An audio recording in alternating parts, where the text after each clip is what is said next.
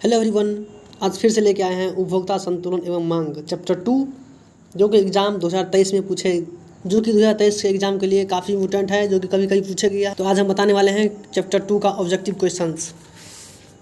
First question है, उपभोक्ता का गणनावाचक सिद्धांत में किसने प्रस्तुत किया? उसका आंसर हो जाएगा मार्शल।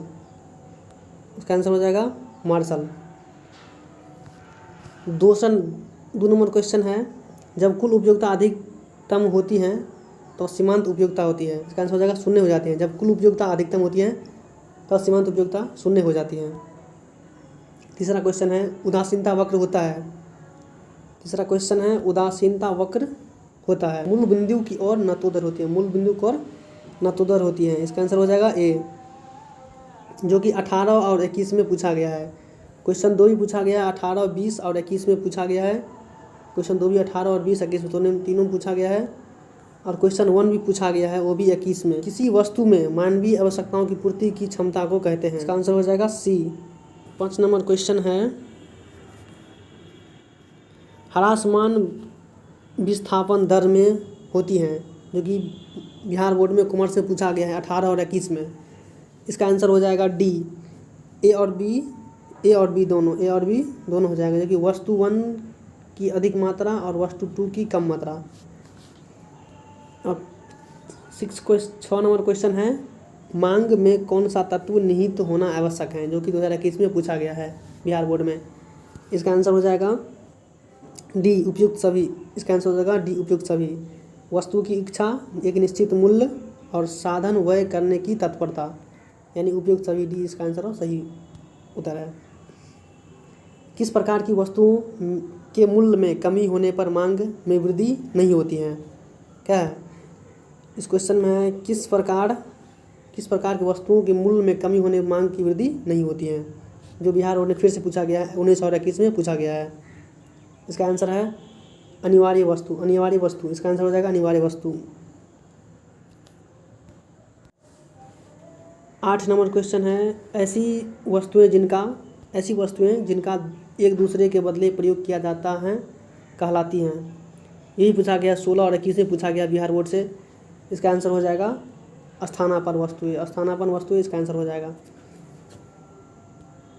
9 नंबर क्वेश्चन है, मांग फलन को निम्नलिखित में कौन सा समीकरण व्यक्त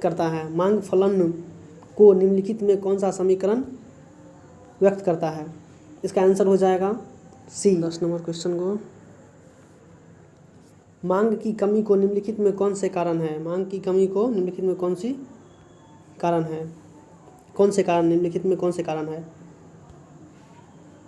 इसका आंसर हो जाएगा उपयुक्त सभी। आय में कमी, क्रेताओं की संख्या में कमी और उपभोक्ता की रुचि में कमी। इसका आंसर हो जाएगा डी, उपयुक्त सभी। 11 नंबर क्वेश्चन है, पेट्रोल की कीमत बढ़ जाने पर कार की मांग खिसक जाता है। आंसर हो जाएगा सी, बाईं तरफ खिसक जाता है, बाईं तरफ। 12 नंबर क्वेश्चन है, ये भी 11 नंबर क्वेश्चन 2021 में पूछा गया है बिहार बोर्ड से। 12 नंबर क्वेश्चन है, इकाई से कम मांग की लोच निम्नलिखित में कौन व्यक्त करता है? इसका आंसर हो जाएगा आवश्यक वस्तु व्यक्त करता है। 13 नंबर क्वेश्चन है, मांग की लोच को प्रभावित करने वाले घटक कौन से हैं? मांग की लोच प्रभावित करने वाले घटक कौन से हैं? 13 का आंसर हो जाएगा डी, इनमें से सभी। वस्तु की प्रकृति, कीमत स्तर और आय की स्तर, यानी तीनों ये मांग होती है, जिसमें इनमें से सभी आंसर हो जाएगी, जो बिहार बोर्ड ने 15 और 21 में पूछा गया है।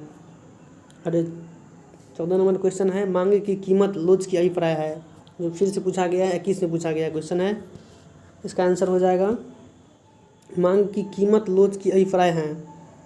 इसका आंसर हो जाएगा ए, कीमत में परिवर्तन के कारण मांग में परिवर्तन। और 15 नंबर क्वेश्चन है, सीमांत उपयोगिता कैसे निकाले जाते हैं? इसका आंसर हो जाएगा ए। और 16 नंबर क्वेश्चन है, ये भी 15 भी पूछा गया है 2020 में, और 16 नंबर क्वेश्चन है, ये भी 19 और 20 में पूछा गया है। तो क्या है, सीमांत उपयोगिता नियम के विचार मूल प्रतिपादक कौन थे? इसका आंसर है गॉसेन प्रतिपादक थे। और सीमांत उपयोगिता नियम को कहा जाता है, सीमांत उपयोगिता नियम को कहा जाता है। ये भी पूछा गया है आर्ट में, बिहार बोर्ड में 18 और 20 में पूछा गया है। क्वेश्चन नंबर 17, इसका आंसर हो जाएगा प्रतिस्थापन का नियम। और 18 नंबर क्वेश्चन हैं, उपभोक्ता का संतुलन किस बिंदु पर होता है, उपभोक्ता का संतुलन किस बिंदु पर होता है, जब सीमांत उपयोगिता बराबर मूल्य होती है, जब सीमांत उपयोगिता बराबर मूल्य होती है। किसी वस्तुओं की मानवीय आवश्यकता को संतुष्ट करने की क्षमता, यही सवाल पूछा गया है 15, 17 और 20 में पूछा गया सवाल है। जो इसका आंसर हो जाएगा उपयोगिता, उपयोगिता इसका आंसर बी हो जाएगा। किसी वस्तु की मानवीय आवश्यकताओं को संतुष्ट करने की क्षमता है उपयोगिता। 20 नंबर क्वेश्चन है, कॉफ़ी के मूल्य में वृद्धि होने की चाय की मांग होने से चाय की मांग, ये भी सवाल पूछे गए हैं बिहार बोर्ड में 16 और 20 में पूछा गया है। इसका आंसर हो जाएगा ए, यानी इसका आंसर हो जाएगा ए, बढ़ती है। कॉफ़ी की मूल्य में वृद्धि होने पर चाय की मांग बढ़ती है, यानी कॉफ़ी अगर महंगा हो जाएगा तो सब लोग चाय पियेंगे, इसीलिए चाय की मांग बढ़ जाती है। और 21 नंबर क्वेश्चंस हैं, सापेक्ष लोचदार मांग को व्यक्त करता है, जो 2020 में फिर से पूछा गया है। इसका आंसर हो जाएगा ए, डेल्टा क्यू बट्टा Q greater than delta P बट्टा पी, इसका आंसर हो जाएगा ए। और फिर 22 नंबर क्वेश्चंस हैं, यदि किसी वस्तु के मूल्य में 40% परिवर्तन के कारण मांग में 60% परिवर्तन की मांग लोच है, तो मांग की लोच है। यही पूछा गया आर्ट्स में 15, 18 और 20 में पूछा गया है। इसका आंसर हो जाएगा बी, -1.5, इसका आंसर हो जाएगा बी। 22 नंबर क्वेश्चन है, 23 नंबर, अति पर वलयाकार मांग वक्र निम्न में से क्या दिखाता है, ये भी सवाल पूछा गया 2020 में 23। इसका आंसर हो जाएगा सी, इकाई मांग लोच, इसका आंसर हो जाएगा सी। सीमांत उपयोगिता ह्रास नियम के प्रतिपादन है, ये भी सवाल पूछा गया है 19 में पूछा गया सवाल है। इसका आंसर हो जाएगा गॉसेन ने नियम ह्रास के नियम प्रतिपादन है, सीमांत उपयोगिता के ह्रास नियम के प्रतिपादन है गॉसेन, इसका आंसर हो जाएगा ए। और 25 नंबर क्वेश्चंस हैं, उपभोक्ता की सार्वजनिक संतुष्टि के लिए, यही 15 और 20 में पूछा गया है। इसका आंसर हो जाएगा ए, वस्तु की सीमांत उपयोगिता के मूल्य के समान होनी चाहिए। 26 क्वेश्चन है, मांग की परिवर्तन का निम्नलिखित में कौन सा कारण है, ये भी सवाल पूछा गया है 15 और 19 में पूछा गया है। जो इसका आंसर हो जाएगा डी, इनमें से सभी। उपभोक्ता की आय में परिवर्तन, जन संबंधित वस्तुओं की कीमत में परिवर्तन, जनसंख्या वृद्धि और इनमें से सभी, इसका आंसर हो जाएगा डी, इनमें से सभी। 27 नंबर क्वेश्चन है, मांग की लोच कितने प्रकार की होती है, मांग की लोच 3 प्रकार की होती है, मांग की लोच 3 प्रकार की होती है, मांग की लोच 3 प्रकार की होती है। और 28 नंबर क्वेश्चंस हैं, कीमत या बजट रेखा की ढाल होता है, कीमत या बजट रेखा का ढाल होता है, वो होता है -px/py। उपयोगिता का क्रमवाचक सिद्धांत किसने दिया, उपयोगिता का क्रमवाचक सिद्धांत किसने दिया, इसका आंसर है सी, हिक्स और एलन, हिक्स एवं एलन, ये दोनों मिलकर के दिए थे, हिक्स और एलन। 30 नंबर है, बजट सेट के लिए आवश्यक है, बजट सेट के लिए आवश्यक है, ये भी सवाल पूछे गए कॉमर्स में 18 में पूछा गया है। इसका आंसर हो जाएगा डी, उपयुक्त सभी। बंडलों का संग्रह, विद्यमान बाजार की कीमत और उपयोगिता की कुल आय, इसका आंसर हो जाएगा डी, यानी सभी, इनमें से उपयुक्त सभी। फिर 31 नंबर सवाल है, मांग वक्र का सामान्यतः ढाल होता है, ये भी सवाल 17 और 18 में पूछा गया है। इसका आंसर हो जाएगा बी, बाएं से दाएं नीचे की ओर होगा। 32 नंबर क्वेश्चन है, मांग में संकुचन तब होता है जब, यही सवाल पूछा गया है 18 में, आर्ट्स में पूछा गया है। इसका आंसर हो जाएगा ए, कीमत बढ़ती है और मांग घटती है, मांग में संकुचन तब होता है जब कीमत बढ़ती है और मांग घट जाती है।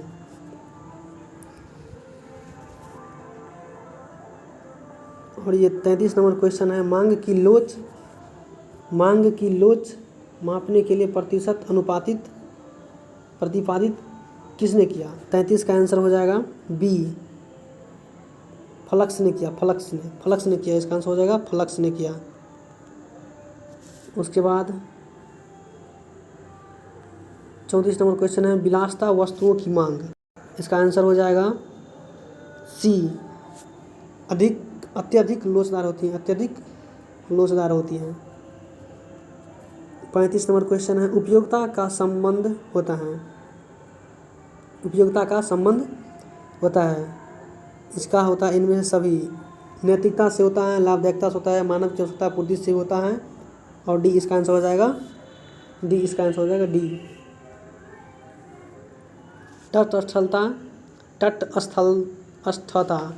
वक्र का झुकाव होता है। 36 का आंसर हो जाएगा डी, इनमें से कोई नहीं। न दाएं से बाएं न बाएं से दाएं, ये भी दोनों इनमें से कोई नहीं। ये इसका आंसर हो जाएगा इनमें से कोई नहीं। यही सवाल पूछा गया है, 21 में पूछा गया सवाल है। और 37 नंबर क्वेश्चन है उपयोगिता की निम्न में कौन सी विशेषताएं हैं? यही सवाल पूछा गया है 16 में। इसका आंसर हो जाएगा डी, उपयुक्त सभी। इनका आंसर हो जाएगा डी, उपयुक्त सभी।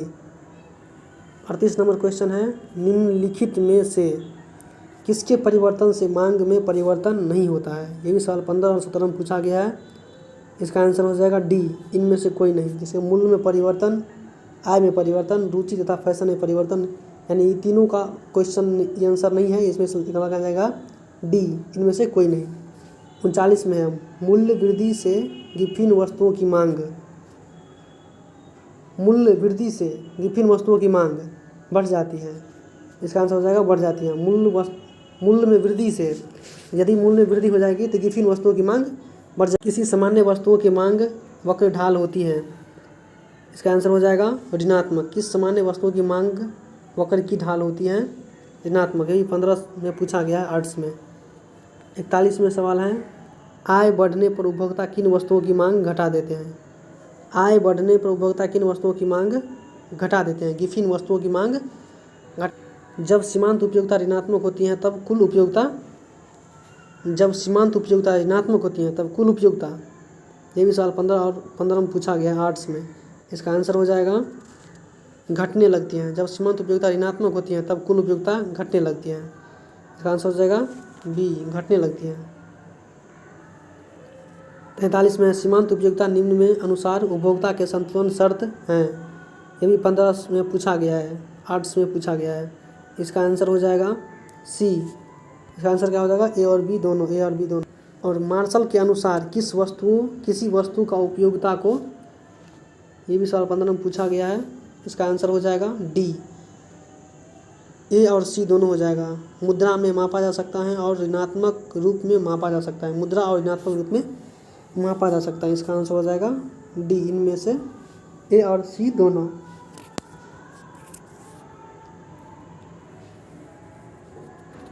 तो 45 नंबर क्वेश्चन है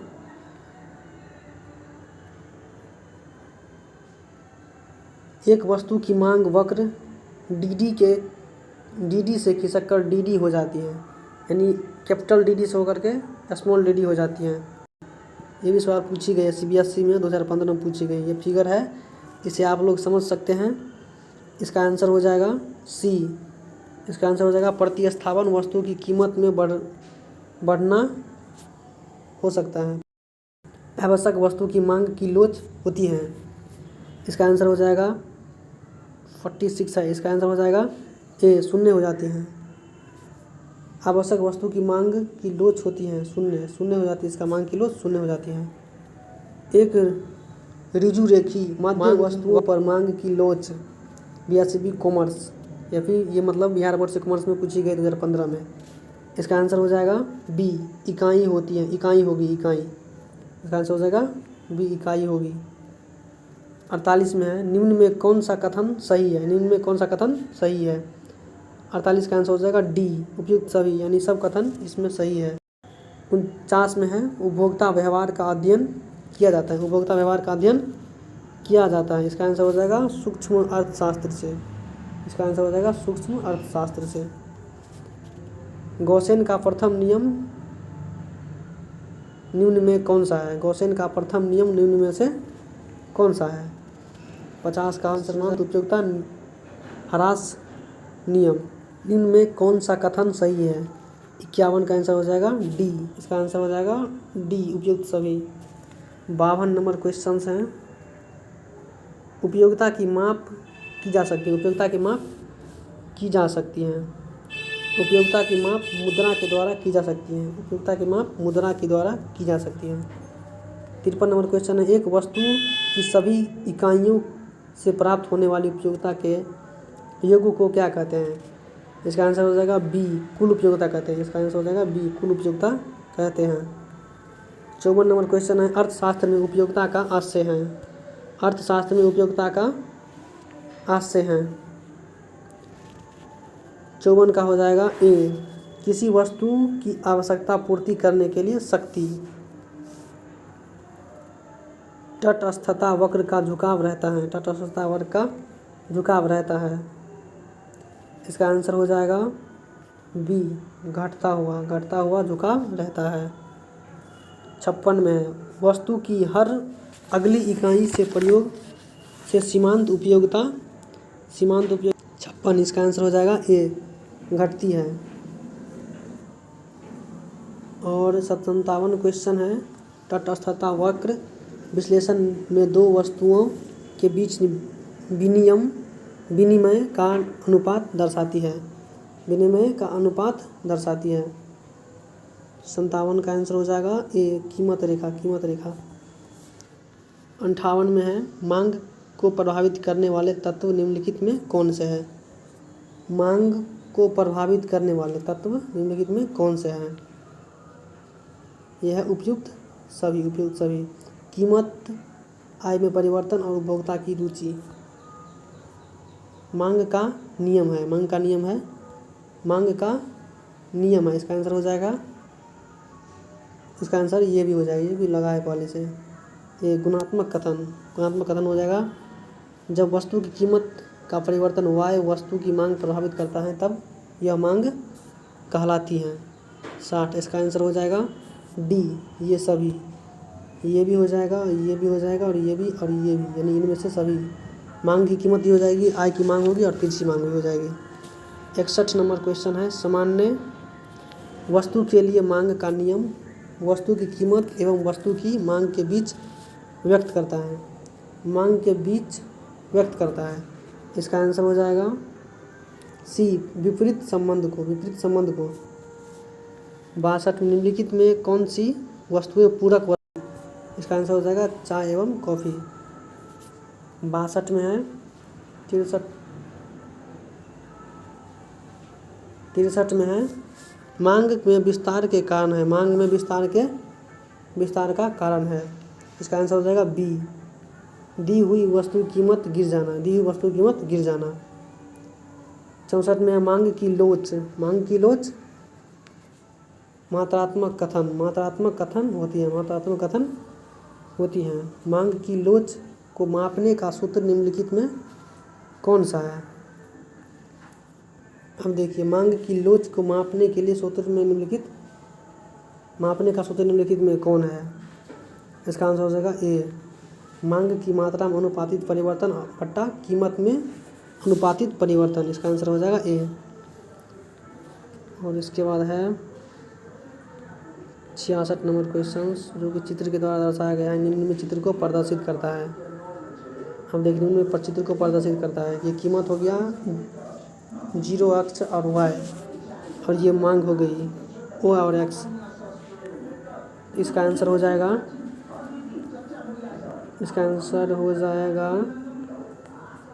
बी। इसका आंसर हो जाएगा बी, पूर्ण लोचदार मांग हो जाएगा इसका आंसर। 67 में है। मांग की लोच माप निम्नलिखित में किस विधि से किया जाता है? मांग की लोच का माप निम्नलिखित में किस विधि से किया जाता है? इसका आंसर हो जाएगा डी, उपयुक्त सभी। समान हो जाएगा डी, उपयुक्त सभी। कुल व्यय रीति, प्रतिशत या अनुपातित रीति और बिंदु रीति, यानी तीनों अनुपयुक्त सभी हो जाएगा इसका आंसर। 68 में है। निम्न प्रश्न में कीमत लोच क्या है? निम्न प्रश्न में कीमत लोच क्या है? 68। इसका आंसर हो जाएगा -2.5 इसका आंसर हो जाएगा। 69 में निम्न चित्र को प्रदर्शित कर, ये चित्र है, इसको देख करके आप समझ सकते हैं और नहीं समझे तो इसका आंसर हो जाएगा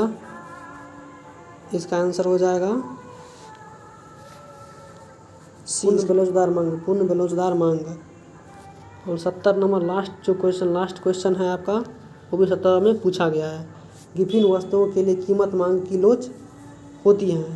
विभिन्न वस्तुओं के लिए कीमत मांग लोच होती है, जो इसका आंसर हो जाएगा बी, धनात्मक लोच होती है।